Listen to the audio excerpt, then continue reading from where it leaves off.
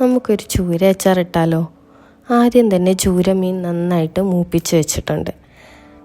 കാശ്മീരി മുളക് പൊടിയിലേക്ക് പുളി പിഴിഞ്ഞതും മഞ്ഞൾപ്പൊടിയും ഉലുവാപ്പൊടിയും കായപ്പൊടിയും കൂടി ചേർത്ത് കുറച്ച് വെള്ളവും കൂടി ഒഴിച്ച് നന്നായി മിക്സ് ചെയ്ത് മാറ്റി വയ്ക്കുക.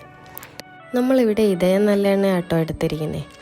ചട്ടി ചൂടായി വരുമ്പോൾ നല്ലെണ്ണ ഒഴിച്ച് അതിലേക്ക് കടുകും ഉലുവയും കൂടി ഇട്ട് പൊട്ടിച്ച് ശേഷം വറ്റൽമുളകും കറിവേപ്പിലയും കൂടെ ഇട്ടതിന് ശേഷം നമ്മൾ ചതച്ച് വെച്ചിരിക്കുന്ന ഇഞ്ചിയും വെളുത്തുള്ളിയും കൂടി ഈ എണ്ണയിലേക്കിട്ട് നന്നായി വഴറ്റി യോജിപ്പിച്ച് നല്ല ബ്രൗൺ നിറമാവുമ്പോഴേക്കും നമ്മുടെ മസാല അതിലേക്ക് ചേർത്ത് നന്നായി വഴറ്റി കുറച്ച് വിനാഗിരിയും കായപ്പൊടിയും ഉപ്പും ചേർത്ത് നന്നായി ഇളക്കി പച്ചമണം മാറി വരുമ്പോൾ നമ്മൾ വറുത്ത് വെച്ചിരിക്കുന്ന മീൻ അതിലേക്കിട്ട് നന്നായി യോജിപ്പിച്ച് എടുക്കാം.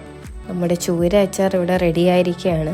ആദ്യം അമ്മ തന്നെയാണ് കേട്ടോ ടേസ്റ്റ് ചെയ്ത് നോക്കിയത്. ശേഷം ഞാനും ടേസ്റ്റ് ചെയ്ത് നോക്കി കേട്ടോ. അടിപൊളി ടേസ്റ്റാണ്. എല്ലാവരും വീട്ടിൽ ട്രൈ ചെയ്യുക.